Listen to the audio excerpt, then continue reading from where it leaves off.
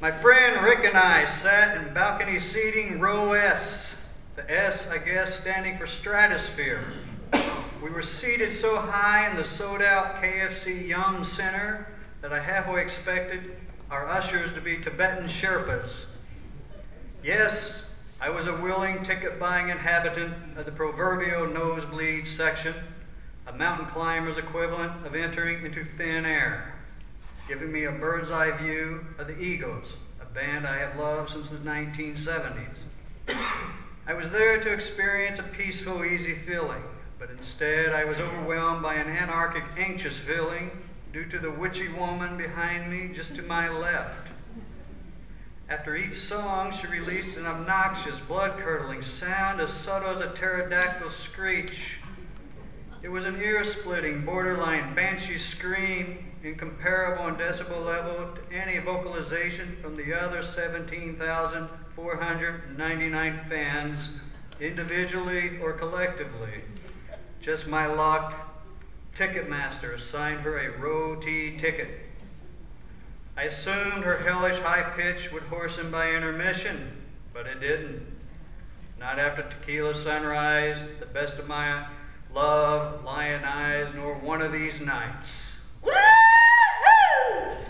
This, my friends, is likely the first sound you hear upon entering hell. I dreaded each song's last note. During final verses, I bent forward to place my head between my knees as if in a tornado drill, while cupping my left ear with my left hand toilet plunger tight in anticipation of her dreaded demonstration of song approval. By the final song of the first set, Take It to the Limit, I was taken to the limits of my own sanity. At intermission, she and her male companion descended the steep steps, holding onto the handrail for dear life, and disappeared into the synthetic hot-scented cloud drift below. The boyfriend was terribly out of shape, and to our dismay, he wore sweatpants, which meant exposing us to the disturbing image of the stretched waist of his pants dropping to his knees while he descended the steps without bothering to hitch his pants to the proper socially acceptable level, giving us a full moon view forever burned in our tortured memory banks, gravity at its cruelest. I felt ashamed to be human. When the couple returned for the second set, I turned around, squeezed the woman's fleshy knee, and pleaded, I will give you $20 if you don't make that sound you've been making. I'm serious. You can clap, shout a bit, but for the love of God, just don't do that sound you do. She seemed surprised that a total stranger would publicly chastise her. The ensuing belligerent glint in her eye unnerved me a bit, as if I might go home to find a pet rabbit boiling in a pot. I imagined the squeak of a hamster wheel spinning in her brain as she formulated her next course of action. Still, confronting her seemed to work, for she remained quiet following wasted time. Victorious, I relaxed while Joe Walsh sang Pretty Maids All in a Row, but when the song ended, it happened. Woo-hoo! Even Joe Walsh glanced up our way near the peak of Mount Yum, startled. I turned and shouted, I'm serious! Please stop! You're ruining the experience for us. I am half deaf, not because of the egos, but because of you. She replied, That's like you asking everybody in here to be quiet. No, it's not. I'm just asking you to shut up, I said. I paid $100 for this seat, and I'm going to have a beep good time. I'm going to let everybody know I'm having a beep good time. She elbowed her boyfriend. Ain't that right? Her boyfriend said, That's right.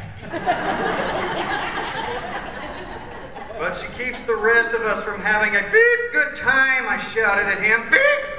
Timothy B. Schmidt started singing, I can't tell you why, shutting us all up until the tone-deaf twosome started singing along with unsurprisingly disastrous results, ruining the song, the duet being the second sound you hear upon entering hell. I can't tell you why. Rick said, Way to go, Scott. You just added fuel to the fire. He was right. She then let loose with the mother of all horrible sounds when the song ended. Woo-hoo! sweatpants guy said, Hey, hon, you having a good time? I'm having a big good time. Good. You should be having a good time.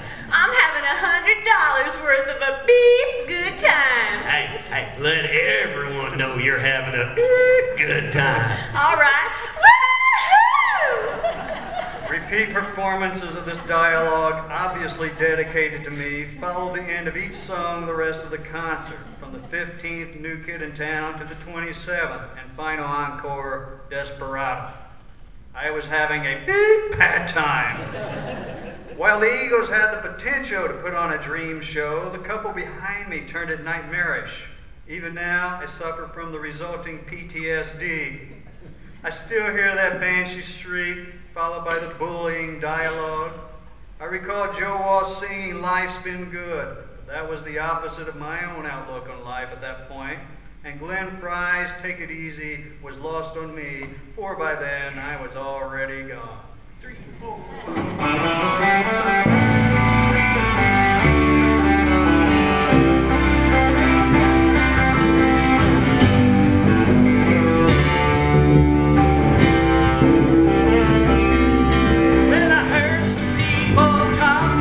Just the other day, and they said you were gonna put me on the shelf. Let me tell you, got some news for you, and you'll soon find out it's true. Then you'll have to eat your lunch all by yourself. Trust me, I'm already gone.